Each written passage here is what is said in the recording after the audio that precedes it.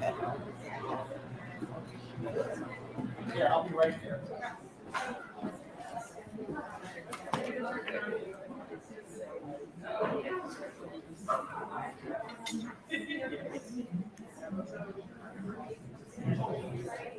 Good afternoon, everyone. How are you all today? I'd like to welcome you all to today's session entitled Portraits of Racial Justice, a conversation with Robert Shetterly. I've said that right. You would think, I say that name so very often, why would it have difficulty today? Anyway, Robert Shetterly, author of Portraits of Racial Justice, Americans Who Tell the Truth, discusses his comprehensive multimedia collection of portraits addressing America's history of social, environmental, and economic injustices in conversation with me, Andrea Douglas. A selection of these portraits were included in an exhibit at the Jefferson School African American Heritage Center in 2019, which is when I first became aware of the work and have been enamored of it ever since. And I'm going to just talk a little bit as an art historian as opposed to a moderator. If you don't get this book, is it upside down? No, it's right upside down. This should be part of your collection. I think it is creating a new canon, a new visual canon. So that's my expert opinion. I'll take that hat off and put on the other one now. So as I said, my name is Andrea Douglas, and I'd like to welcome you on behalf of the Virginia Humanities, a producer of the Festival of the Book. Please silence your cell phones. I'll give you a minute. I need to check. Okay, and if you want to tweet about this event, there is a hashtag. It's VA Book Fest or hashtag VA Book 2022. I'd like to thank our sponsors for this afternoon's event. That would be the Jefferson School African American Heritage Center.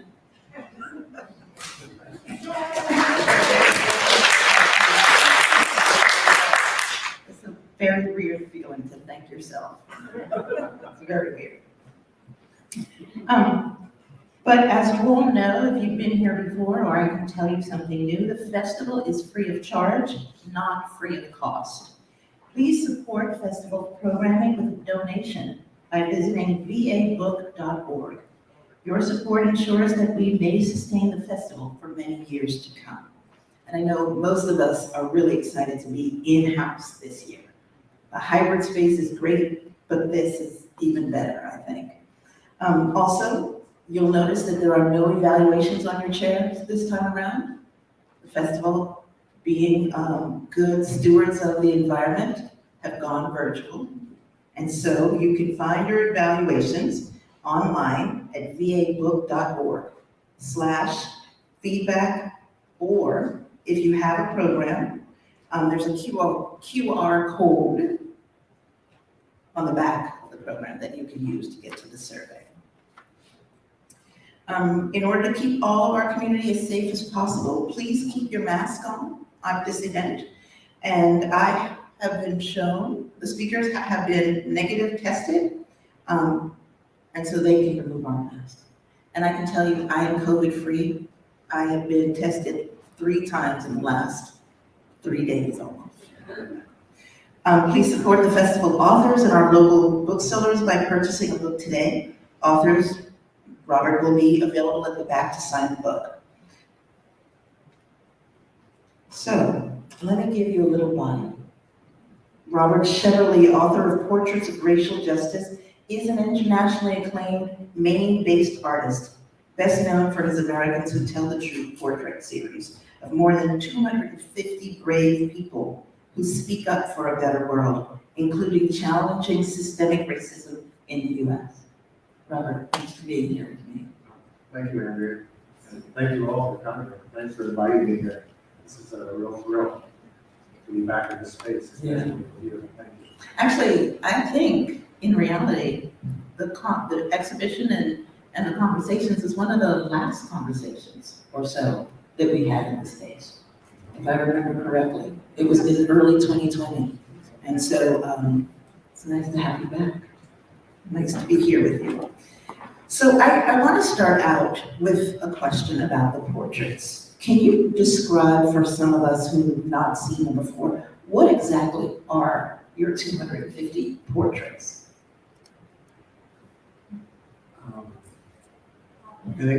My portraits, is that better? Yeah, better, yes. Okay. My 250 portraits began as an expression of defiance and rage. They became pretty rapidly, as I began, the deeper I got into it, to be an expression of love and admiration, which was the most healing thing I could be doing, it turned out, for myself, as well as for my relationship to this country. They began in reaction to the run-up to the Iraq War and the way our government was taking us into that war with propaganda and lies. And I was so distraught and full of grief about that this was happening and being allowed to happen in this country. But I had to find a way to express how I felt. And it turned out, finally, the only way I could do it was by exercising the voices of the people of our government who were doing these things and replacing them with people that I loved and admired. And I thought I would make a handful of portraits as a therapy project. I would feel better, and then I'd go back to being a surrealist. Instead, until they took over my life for all the right reasons. My learning curve has been vertical.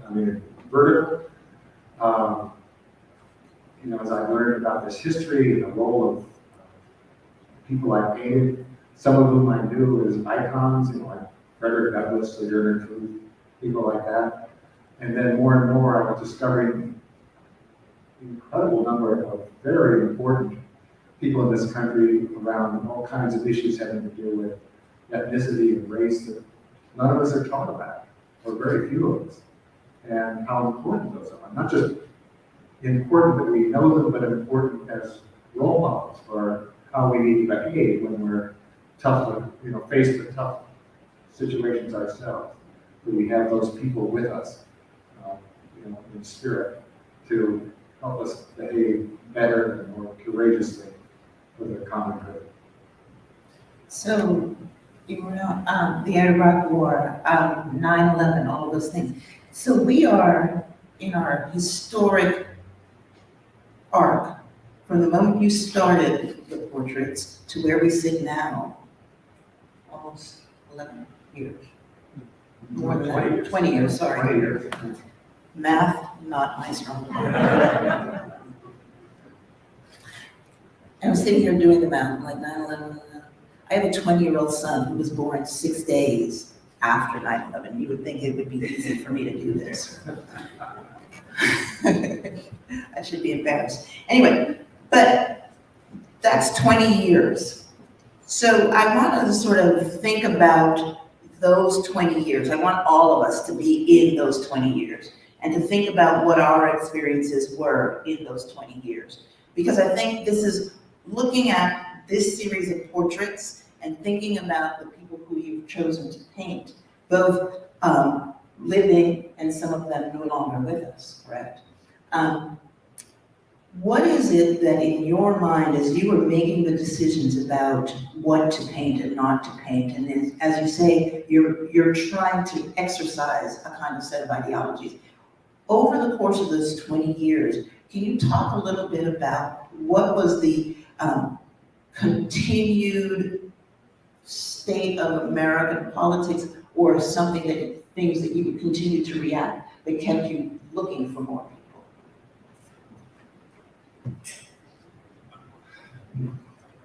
The continuing state of both the telling of our history and often the basis of our politics is a kind of telling of half-truth, often total hypocrisy, as some of the angst about the Ukrainian war right now. We'll talk about that later on. But I think it's once you begin to really, look, under a lot of the things that are talked about, the sense of exceptionalism, the mythic nature that this country likes to tell itself about its history, it isn't that you go there looking for the worst, so that you could condemn this country. But what you do find there is a lot of unpleasant stuff that we have never dealt with, or have dealt with only partially, or have tried to tell a different story about, so that we don't have to face who we really did in certain situations. I mean, this is, of course, is an extremely dangerous way to think and behave, because if you don't face what you've really done, if instead you tell yourself a different story, a triumphant story about your history, and it isn't true, then you don't know who you are. And you also then are capable of repeating the same thing over and over again with the same justifications. And so, again and again, you find this attitude of triumphalism that runs through our history, and whether it's about war and peace,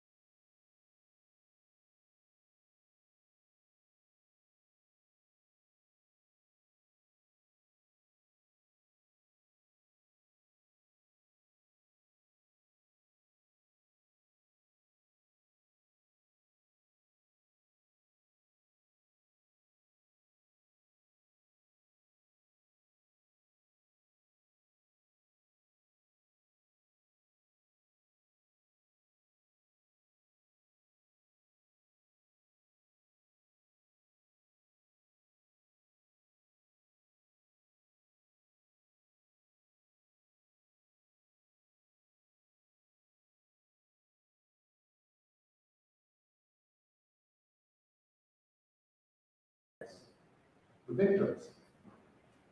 We see many, many people who have been injured. We see people fleeing. We see lots of children.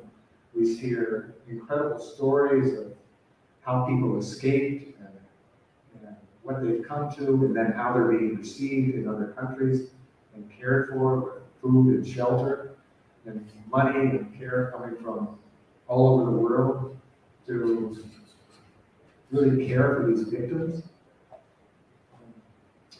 And of course, we don't see the faces of the Russian soldiers. So do we want to? I don't know. But I mean, we don't see their faces.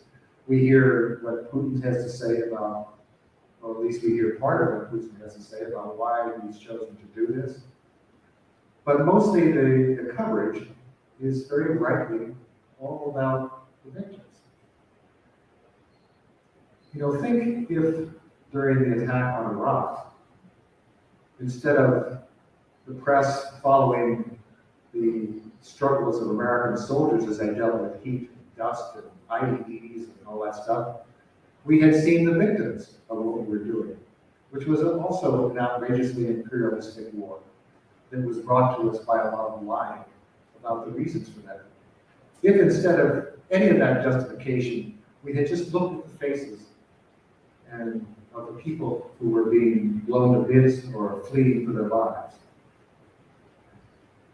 could the war have continued then? Could we have told the story that we were telling about that war? I mean, the important, you know, where the press comes into it and how they tell that story. I mean, this book is really all about who tells the narrative and what narrative do you listen to, and then how do you react in relationship to that narrative. You know, this is you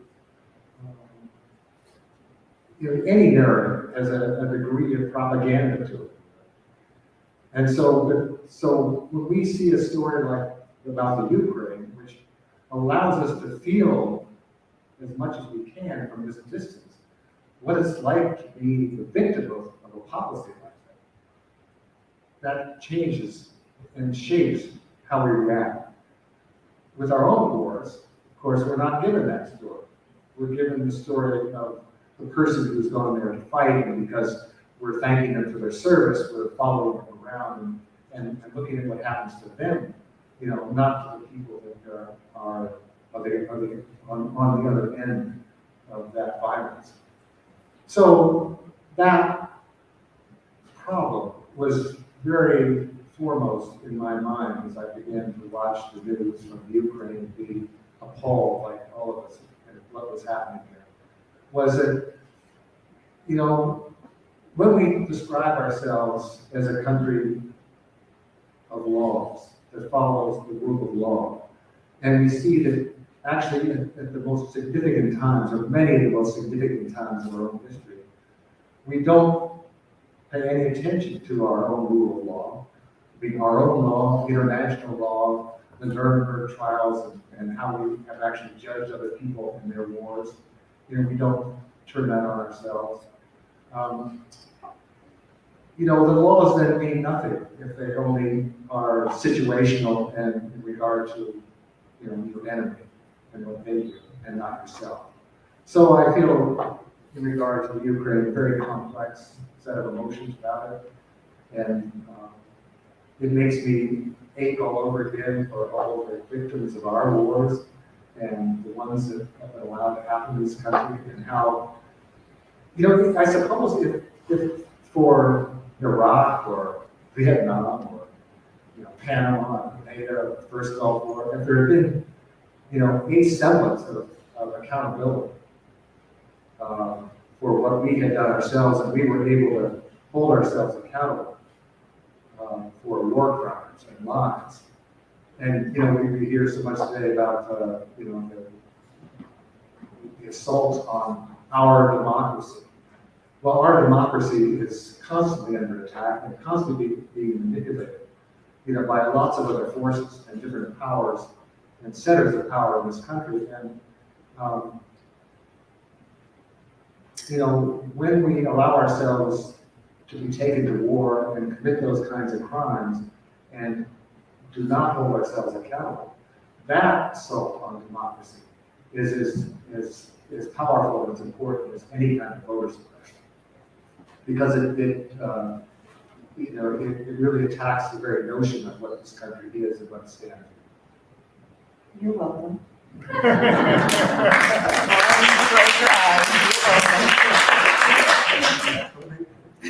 Let me just add one thing about it. When I was a kid, I remember being a teenager. I remember hearing for the first time about this religious, what was described to me as a religious sect in India of Jains and Jainism. Some of you are probably familiar with that. So they believe very deeply in nonviolence and a set of other things, including truth. Truth, nonviolence, vegetarianism, this and that. And I remember thinking it kind of funny as a kid that, hearing about the Jains, that they would walk around with a broom and sweep the ground in front of themselves as they proceeded on a course so that they wouldn't step on anything, an ant, a spider, a little beetle crossing their path. They were that concerned with doing damage to any created thing. And it seemed so extreme that it did seem funny, Of course, we're coming from a culture that has no problem with, decimating all kinds of, creatures and species in nature. But as I was thinking about the metaphor of that recently, I was thinking about, well, we do the same thing, except we have the broom behind us. So we sweep up our own history as we go along. So we will do whatever we want to do, but then we make it disappear really quickly. Like we used to see people in the movies who would, hide their trail by sweeping behind them so you wouldn't see their footprints, and that's the way we carry a broom. And that's what's so dangerous. That's why a book like this, or Howard Zinn's books, or so many books that tell a real history are so important. So we can't, sweep away that history. I mean, it's not just, it's not that we're better or worse than the other people. What makes us makes our lives and the history of this country precarious is by not acknowledging, what we do. And it makes it much more toxic, I think. And it makes the embrace of the people who have the courage to face that history and want to change it all the more important. So with that, I'm going to open it up to questions. Does anyone have a question? There you go. I'll try this. There's a mic. Nancy, if you bring the mic forward.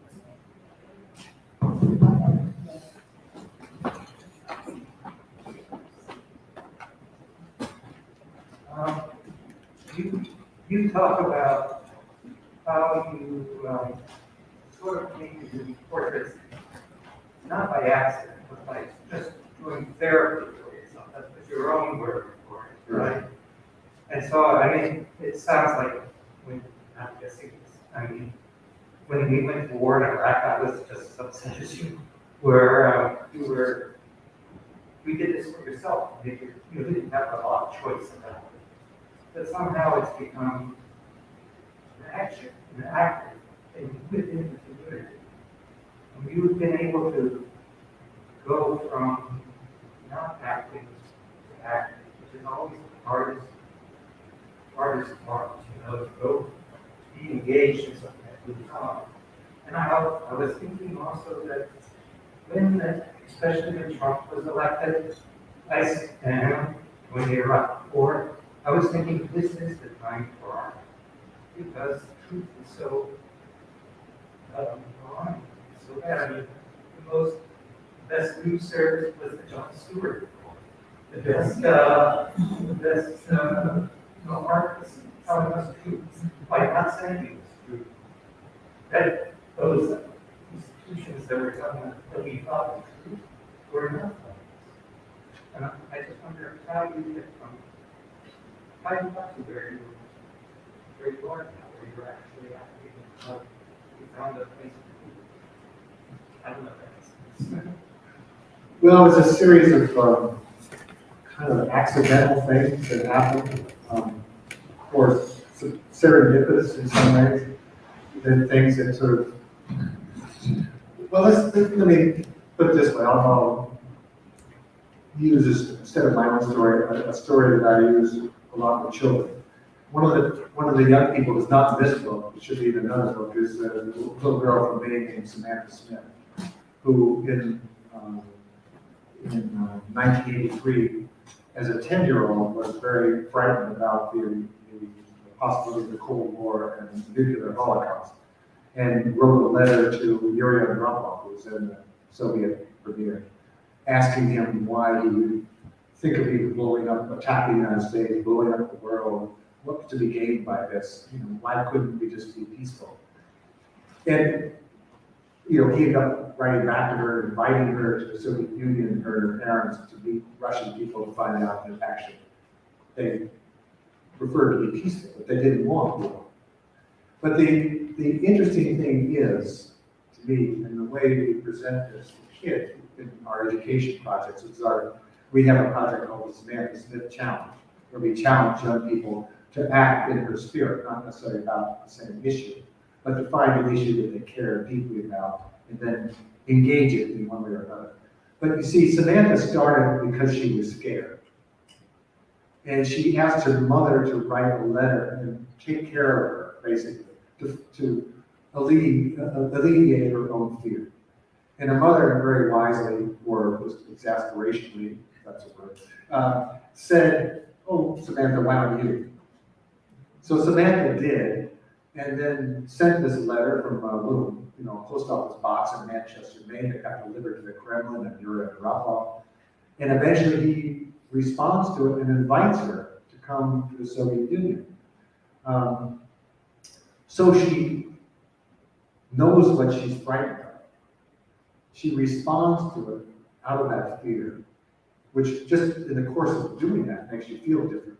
You're not just hiding under the bed, you're actually sitting there with a pencil writing a letter, thinking about how you want to phrase it. She does this, and then she gets a response, which is actually much scarier. She's supposed to go to the Soviet Union. She doesn't speak Russian. She's afraid of these people. We've been told for years that these are enemies who want to destroy us. And she decides to go. Now that was a tough decision. But they go, she meets all these Russians who, she said, "Oh my God, these are just like all my friends back in Maine. They've got pets, they've got school, they've got dreams, they've got parents, they've got friends. Why in the world would they want a war? Of course they don't want it. It's our governments that are the problem. The 11-year-old girl figures it all out, And she starts then teaching adults how to think differently about war. But that trajectory, something scares me. Okay, do something.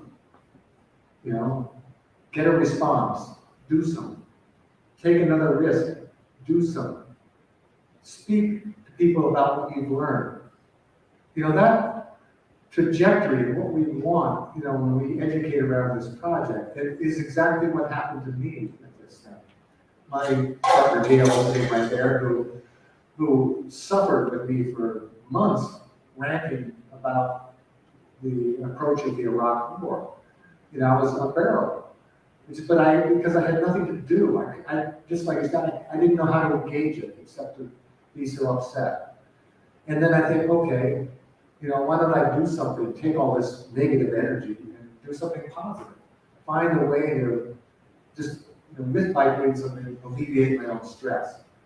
And then I had a few pictures and I put them up in the library in Louisville, Maine. And a man called me up, he said, "I'm a former diplomat of this country." Turns out he had been in the CIA, and which made me a little nervous, but anyway, he said, "I'm a former diplomat, I see what you're doing, this should be a national traveling show, do you want some help?" And so, that was that same thing, In the meantime, I'm struggling with, well, who do I paint here?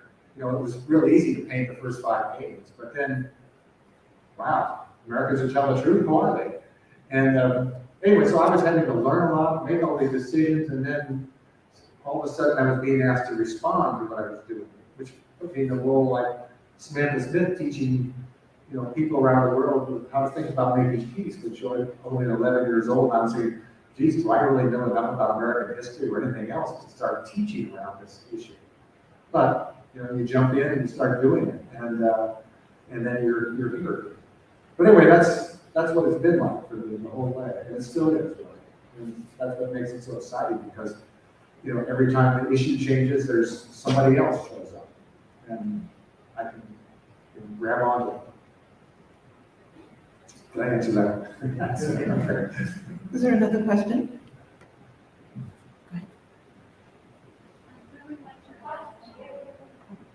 There's a microphone coming. I really liked your analogy of sweeping the languages. And that made me think of critical race theory in the 1619 project. And that's history that's now being swept away. And I'm just wondering, so if there's any, I don't know if this will answer this, but it seems like the more we get stuff out, it's always a part of social media. I was just wondering if the Jefferson is going Mr. Shetterly. I don't have a comment specifically on that, but I think that as being so public is hard for me to hold on. But I mean, I think one of the things that I can say as we're sitting here and what I have always appreciated about Robert and his approach to the artwork and his approach to the teaching and the approach to even coming to the place where we're making a book is this idea that as we understand America, as we understand what we believe to be truths, there are other people in the same space sitting next to you who know these truths differently. And if we're unwilling to engage in that fact, whatever mechanism we use to do that, then as he says, we're not really knowing ourselves. And that the work that we do here in every way that we do it is really about giving people an opportunity to engage with the best of themselves. And whether it be a best that is produced by those people who they believe have the right to produce it, or, as I see it, produced by those who engage with those people, at the end of those interactions, there's got to be change. No one ever walks into a room and engages and doesn't walk out of that room the same exact person. It may not hit them today, but ultimately there's going to be change. And I think that as we all continue to do the work that we do, that is how we move the broom from behind into the front. Yeah. Does that answer your question at all? By the way, if you look at the American to Tell Truth website, which is americantotelltruth.org, there are all kinds of things there besides our educational work. There's the gallery of all the work and all the bios and all the things that are going on. We post all the time about politics and history. And I also have an intermittent blog there. And I just, a couple of days ago, put up the newest little essay there, which is about Americans who tell the truth in 20 years, which is really hard this moment. And in that essay, I talked at some length about critical race theory in relationship to this project and how important engagement with that is. Again, not to diminish ourselves, but to actually enable ourselves to, in a sense, split our skins so we can grow.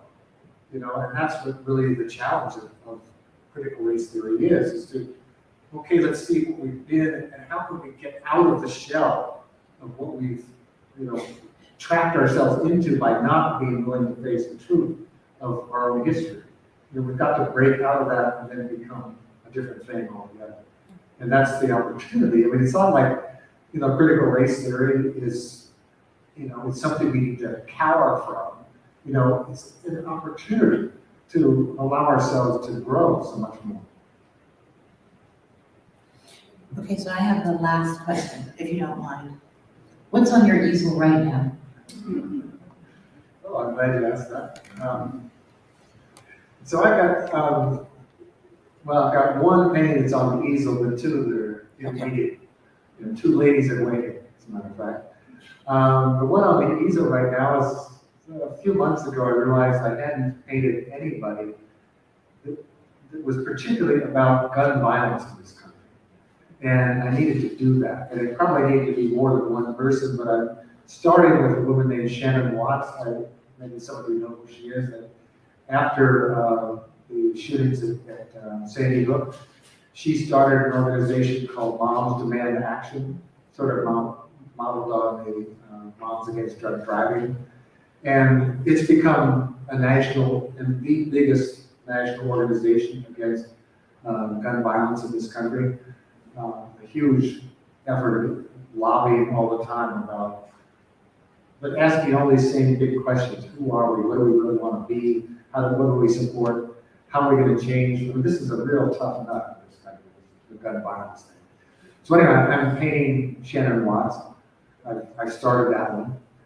But I've got two others that are coming, hopefully will come right behind. One is, I do a lot of work with the Government Accountability Project, which is the organization in Washington that provides counsel and legal support, and also writes legislation around whistleblowing. And a lot of the whistleblowers I've painted have been suggested to me or I found through the Government Accountability Project.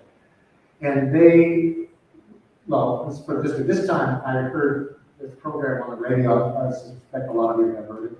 It's the New Yorker Radio Hour, where there's sometimes surprising interviews. And there was an interview with this woman named Dawn Wooten from Georgia recently, who was a nurse in the Irwin County Detention Center in Tifton, Georgia, which is a immigrant center where immigrants are in prison or detained, particularly a lot of women. And she, as a nurse there, had become aware and had known it for some time and wondering why nobody was doing anything about it. That women were being terribly abused there. And particularly, they were not being protected from COVID. There were some other things that were happening. But the primary thing that she was beginning to learn about is that lots of women were being forcibly sterilized. They would go into some sort of medical treatment for something minor and come out with their uterus gone. Anyway, she realized that nobody was doing anything about this and that she needed to blow the whistle. And she did. She's a single black mom with 5 kids and was entirely dependent on that nurse's salary.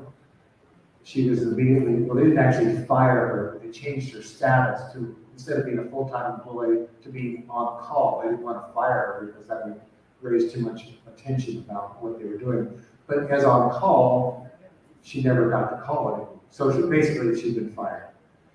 And she also, because of this, the detention center was one of the main employers in this little town. Her community, for the most part, hated her. She was bringing attention to what was going down there and endangering all of their jobs. And she couldn't then get a job anywhere else. Nobody would hire her. And she was asked in this New Yorker interview, well, why she didn't just back off then? If she was, a single mom with 5 kids and you can't make any money, why don't you just shut up and try to get another job? And she said, well, the women who were being abused had no voice at all, except for mine. She said, how could I not keep talking? Well, as soon as she said that, I thought, I'm going to go to Chester to meet this woman. So I'm going to paint on Woo. I just thought it was, and then I went to the Government Accountability Project and I asked, how could I meet her? It turns out they were representing her already. And that they immediately put me in touch with her lawyer, a woman named Dana Gold, who then got me on the phone with Don Woo. So we've already talked about this, and I'll be going to visit her. And then the third one I'm going to do is there's a woman named Mary Bonato, who's an extraordinary lawyer who argued the marriage equality case in front of the Supreme Court and won.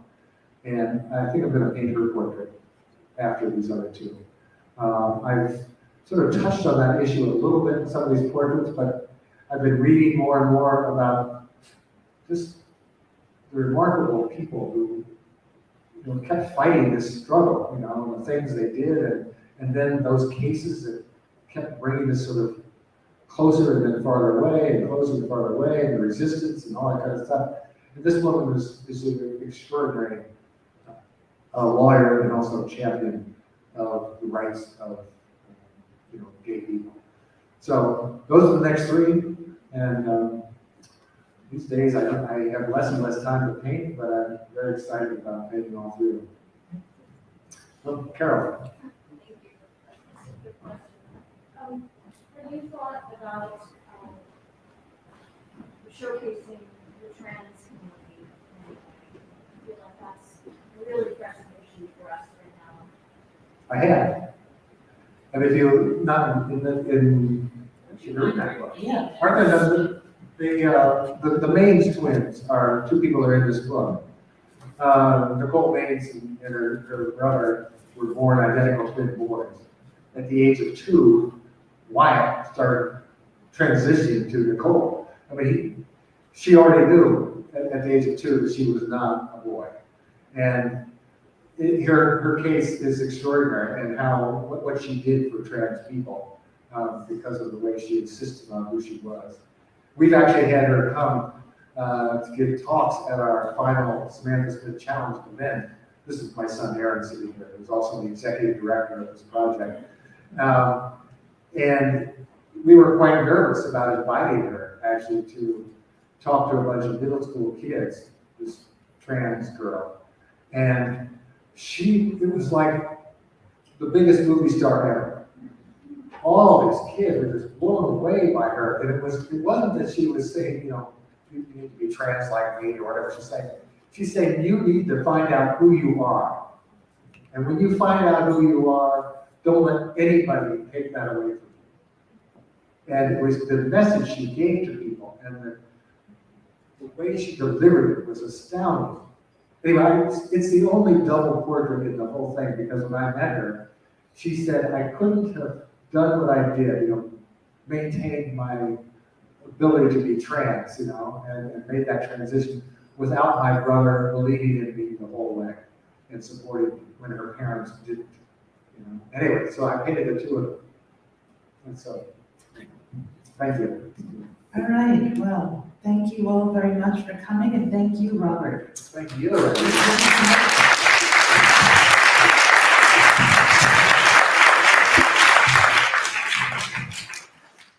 get your book.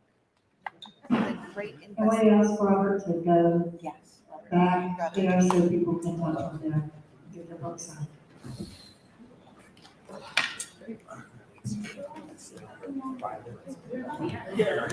Okay.